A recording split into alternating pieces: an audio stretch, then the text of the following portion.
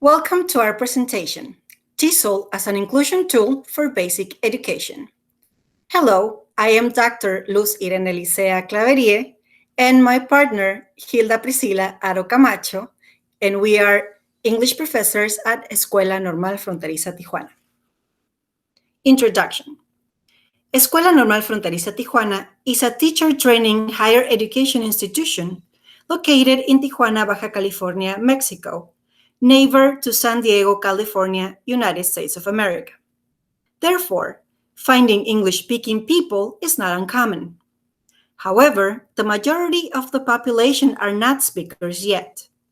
Since 2018, this normal school has been a part of a binational project that includes universities from both sides of the California and Baja California border that aims to shape a profile for binational teachers to bolster and look for English speakers' reinsertion in Mexican schools to be thriving.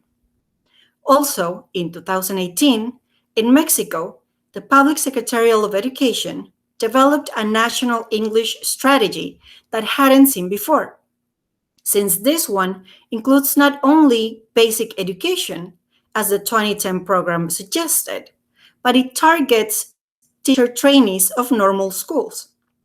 It has a 20 to 30-year period goal to get most of the population bilingual or plurilingual in indigenous regions.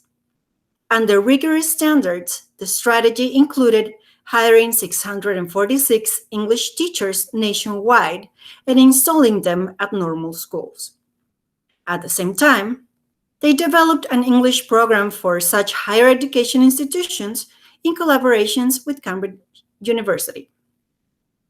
One of the National English Strategy goals is for English-speaking children who need reinsertion in Mexican public schools to feel included and fulfill their education needs in both regular and inclusive education.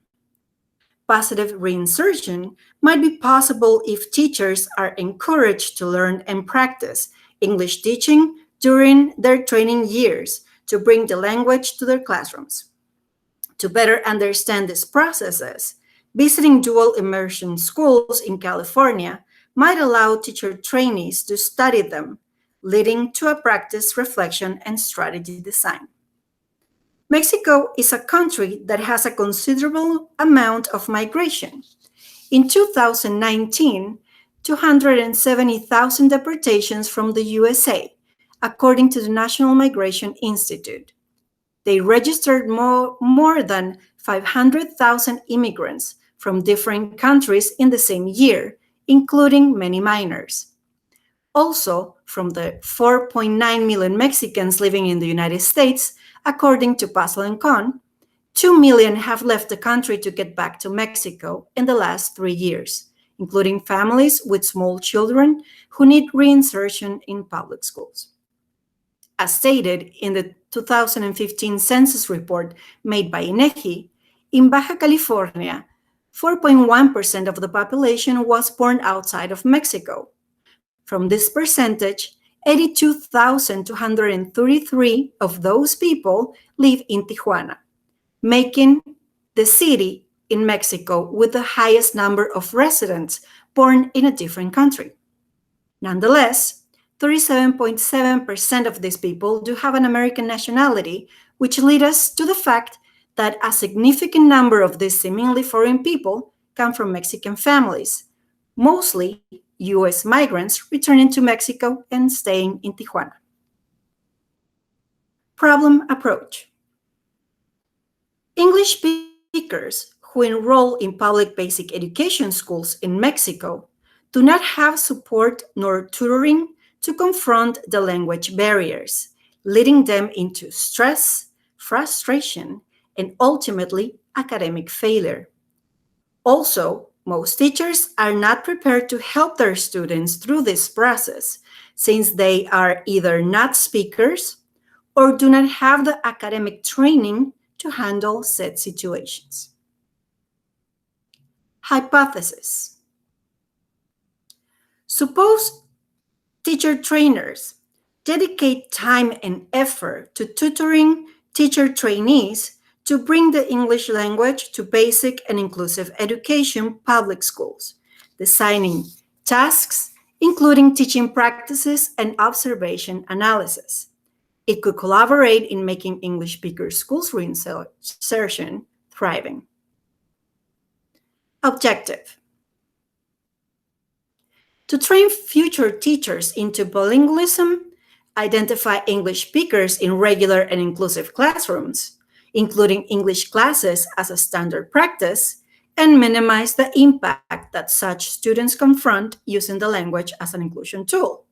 Our specific objectives are to guide teacher trainees into teaching English as part of their usual practices and use it as a tool for inclusion throughout their professional career, to raise teacher trainees' awareness of the challenges they might confront regarding English speakers in regular and inclusive classrooms, and to provide teacher trainees with observation and reflection opportunities in different contexts, including international visits to dual immersion classrooms.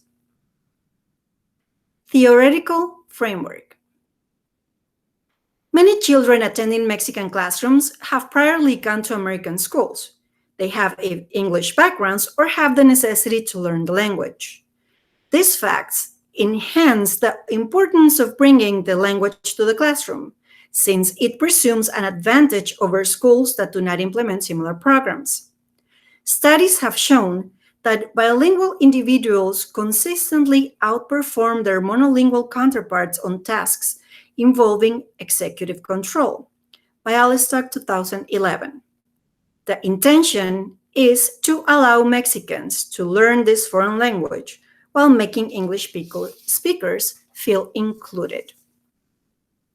In terms of bilingualism, Mejisto in March 2011 talked about society's importance instead of focusing only on the individual factors that directly benefit the immediate and long term.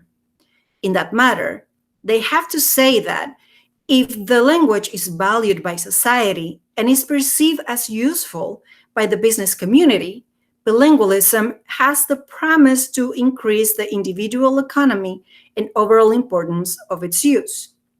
A language then becomes vital as society uses it and needs it, such as in these learning environments where students are users of the English language. Considering this and other facts, the HESPE 2018 National English Strategy for Normal Schools is now looking forward to creating bilingual teachers. The usual way to present content is theoretical and practical. Therefore, it is essential to provide teacher trainees with the opportunity to practice English, teaching and language learning, feedback, reflection on their practice, and improvement areas. To guide them into reflective teaching, which consists of observing and reflecting on one's teaching and using observation and reflection as a way of bringing about change, committing with themselves, their teaching career, and their students. Richards, 1991. Consequently, it is essential to start preparing teacher trainees to observe and practice dual immersion education, understood as having subject classes in both English and Spanish languages at the same time. Krashen, 2009, pointed out that immersion has taught us that comprehensible subject matter teaching is language teaching. In fact, the subject matter class may even be better than the language class for language acquisition. This step might bring extra merit to teacher trainees, guaranteeing their students to succeed in their learning process. English trainers should encourage teacher trainees to keep on practicing, especially after having difficulty. The TORI 2006 established these competencies mostly develop gradually through practice, and to do so, they must consciously pursued by those who design instructional activities for teachers and by those who supervise them. After several practices, one should be looking forward to teacher trainees get a hold of their knowledge and experience to keep up practicing. Consolidation is a dynamic, generative, transformative, and lingering process that is posited to balance maintains of useful experience-dependent internal representations of the world with the need to adapt these representations to the changing world. Tudai, 2015. Therefore, it is essential to conduct such practices to favor its success. Preceding researches have stated the importance of English teaching practices by teacher trainees in border cities. Licea 2020 states Tijuana, Mexico is a border city where there is plenty of fluctuation of the population, and more often than not, there is at least one child in every classroom that has an English background. Teacher trainees who are motivated and encouraged to teach English during their school years are more likely to want to continue with the teaching. Along with the previously mentioned, and in regards to providing experiences that allow teacher trainees to observe and experiment with bilingual teaching practices, Ayala and Aro, 2019, mentioned that these experiences offer strategies for the support of bilingualism, promote a multicultural education, and a holistic education that impulses the training of students in the northern border of Mexico in the most suitable way. Methodology. Research design is an action research with a qualitative approach. The population are teacher trainees of Escuela Normal Fronteriza Tijuana. Our sample for binational project, 15 teacher trainees were selected to participate, 7 for Balboa Elementary School and 8 for Chula Vista Learning Community Center in San Diego, California. For the English teaching practice, 69 teacher trainees practicing English teaching in 3 stages. First stage, with 28 trainees from kindergarten and elementary. The second stage, with 30 trainees from kindergarten and elementary, 15 repeated from the first stage. And the third stage, with 26 inclusive education trainees. The methods of data collection are surveys, questionnaires, and interviews that were processed in Google Forms. Direct observation, observation reports, video reports, and field journals were analyzed by hand. Scope and limitation. As an ongoing research, practices have been conducted during 2 full school years, with 84 teacher trainees have participated so far. ENFT has an average of 700 teacher trainees. About a third have the English level required by both programs, and not all of them have access to such practices. Now, regarding the procedure, in the first stage, 3 observation visits were organized. The first and second ones in 2018 to Balboa Elementary School, and the third one in 2019 to Chula Vista Learning Community Center. All of this part of the binational project. There were 2 internal calls sent to the student body in 2018 and 2019, in which details and conditions regarding teacher trainees' participation were specified. The teacher trainees selected were students of the bachelor's in kindergarten education, elementary education, special education, middle school with a specialty in Spanish, and middle school with a specialty in math. Specifications included the following: to have a B1 or higher English proficiency level according to the Common European Framework of Reference for Languages, have the proper documentation to cross the border to the United States. It could have been either a visa, student visa, a tourist visa, or an American passport for the ones who had the American citizenship. To be a student of the 3rd and 6th grade was important as well in any of the bachelors offered in ENFT at the time, and to complete a form providing an answer to the following questions, which were: 1, how can an experience in foreign education institutions contribute to your professional development? And 2, Why should you be chosen to participate in this program? On the two visits made to Balboa Elementary School, teacher trainees were assigned to a class having to observe and take notes about the teaching practices uh, regarding bilingual education and multicultural education. After these visits, the teacher trainees had to turn in a report where they shared their findings on the requested topics and their perception of the experience as a whole. On the third occasion, there was a visit to Chula Vista Learning Community Center. In this case, the Binational Project was the one organizing this visit, and it stayed under the premise of The Kids We Share, Los Niños que Compartimos, which takes a look at the situation and hardships immigrant students face in their path to education on either side of the border. The protocol was similar to the one of the first visits. However, apart from going to the school and doing the corresponding observations, the Chula Vista Learning Community Center organized a panel of students who shared their experiences as binational learners. Then the teacher trainees went to the San Diego State University campus to participate in discussion tables with other teacher trainees from SDSU, from Benemérita Escuela Normal Rosaura Zapata from Mexicali, Baja California, and the Benemérita Escuela Normal Estatal Profesor Jesús Prado Luna from Ensenada, Baja California. And they had time to compare their experiences with education in Mexico and in the United States. As with the previous visits, the teacher trainees had to turn in a report describing their observations in Chula Vista Learning Community Center and their thoughts regarding the overall experience living in both Chula Vista Learning Community Center and the San Diego State University panel. For the English teaching practice, since the beginning of 2019, action had been taken by ENFT in 3 different stages, having a total of 69 students practicing English teaching at their assigned schools.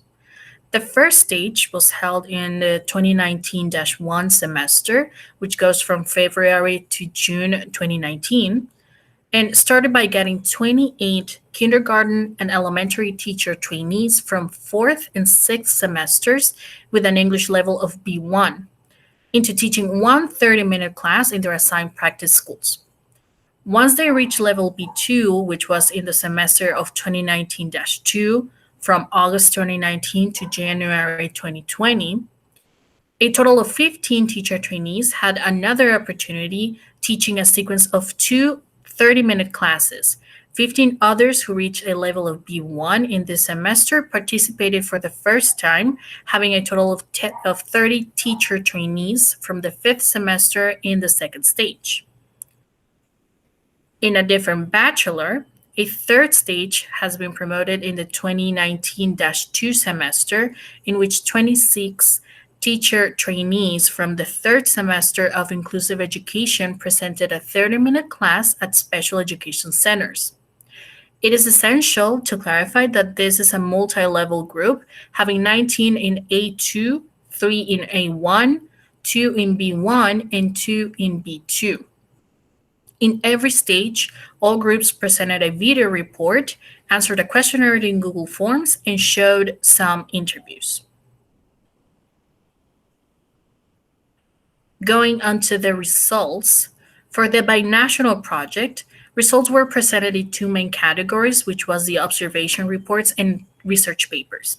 In the first category, there is an analysis of the teacher trainees' bilingual classroom observations, and in the second one, it was made research papers made by the teacher trainees that were presented as a product from the binational collaboration among different universities in both sides of the border.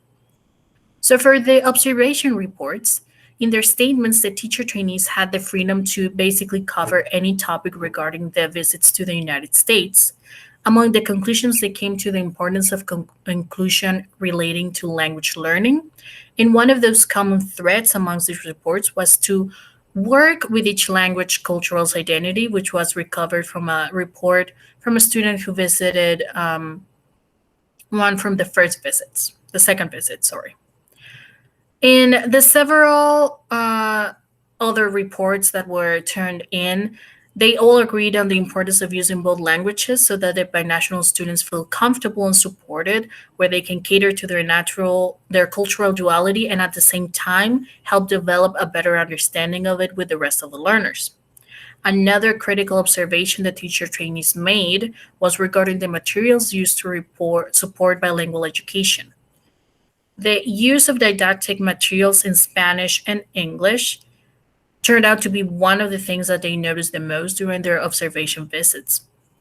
They associated it with providing extra support for binational students as much as a good opportunity for the rest of the learners to acquire vocabulary in English. On the topic of motivation, constant encouragement, both visual and auditory, was found to be significant for the learner's involvement in class, as much as continuous emotional support throughout the learning process. Considering the student's background and interest became a focal point for teacher trainees when creating a learning environment that makes them feel comfortable and included. On the side of the research papers, another outcome from this whole thing was from the visits done in California, two groups of teacher trainees created documents for their possible publication at CONICEN, which is Congreso Nacional de Investigación sobre Educación Normal, the National Congress for Research on Normal Education. And both of these groups were made from the participants of the first visit. They had the support of one of the teacher trainers involved in the project, and this resulted in two academic papers. One titled Inclusion for Learners from Basic Education Who Speak a Language Other than Spanish, and the second one was Reading and Writing Strategies to Favor Bilingualism in Inclusive Schools. Both of these papers were sent as a proposition to be presented at CONICEN, but they were not selected for publication as expected. Nonetheless, these exercises helped one of the teacher trainees as a framework and starting point and overall experience to create their thesis project, consisting in bringing the English language to practice to her practice group. This new project eventually got her a bachelor degree in kindergarten education. For the English teaching practice side, the main focus of the results from all the variables obtained is the need for the English language to be included in the classroom, the learning development of non-English speakers, and the willingness of teacher trainees to teach the English language in the classrooms. All categories are analyzed comparing the three stages, naming the first stage as KGEL, kindergarten and elementary.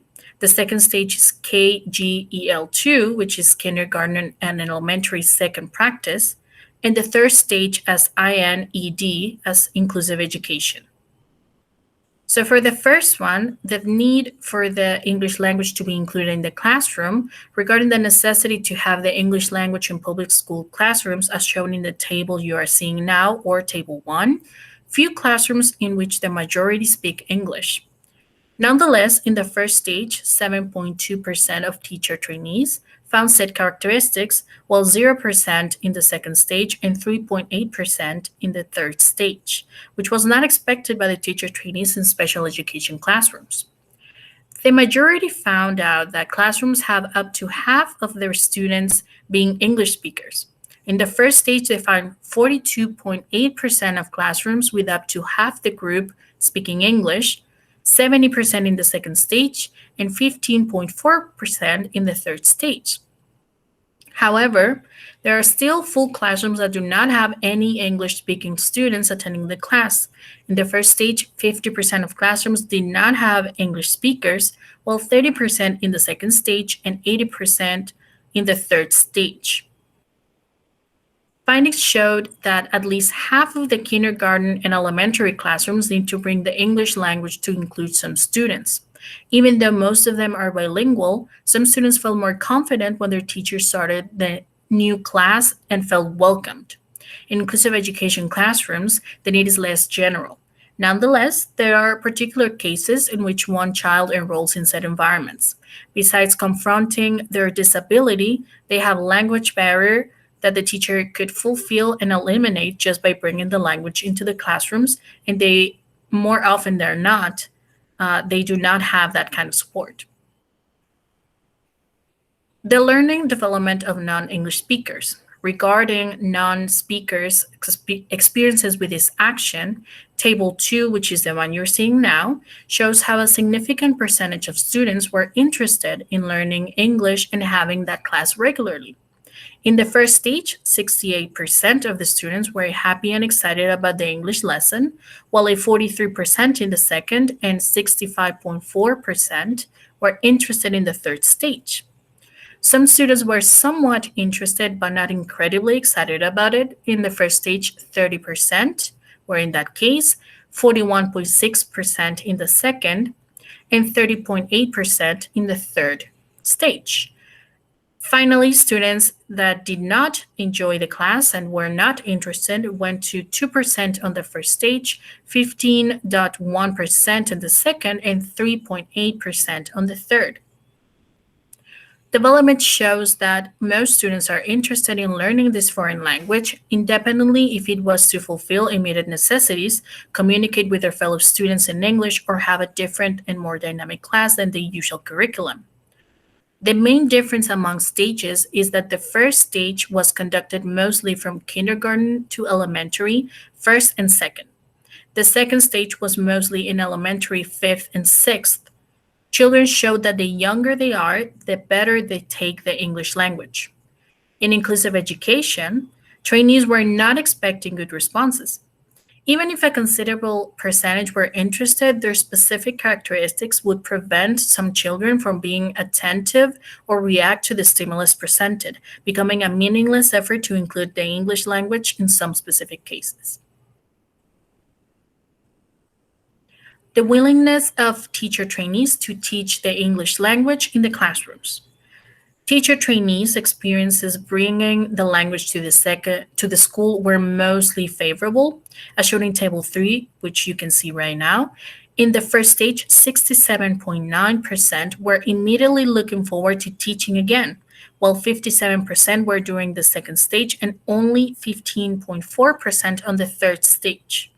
Nonetheless, most of the other trainees considered they could keep teaching with support and for their training. Such percentages are 25% in the first stage, 37% in the second, and 76.9% in the third. A smaller percentage of teacher trainees were expressing not to feel capable or motivated to carry out such assignments again, which corresponds to the 7.1% in the first stage, 6% in the second, and 7.7% in the third stage. These responses were directly linked to their students' reactions to the class. So those who had a great response felt motivated, while the ones that confronted some limitations did not. After some reflections and feedback, teacher trainees could identify their conflict areas, leading them to agree to try again. In inclusive education, the reason why some of the teacher trainees did not look forward to carrying out such assignments was mostly because of their students' type of disability, expressing willingness to repeat the task only if they were in a different situation. Now, as a conclusion, there is a necessity for qualified teachers in the English language in Tijuana, Baja California, Mexico. Even though there is no formal program that targets English speaking migration to Mexican schools, normal schools can make propositions like the one presented here and establish a collaborative web among them and other universities with similar programs or objectives targeting the inclusion of English speakers in Mexican classrooms. To finish off, here we have the references used for this document.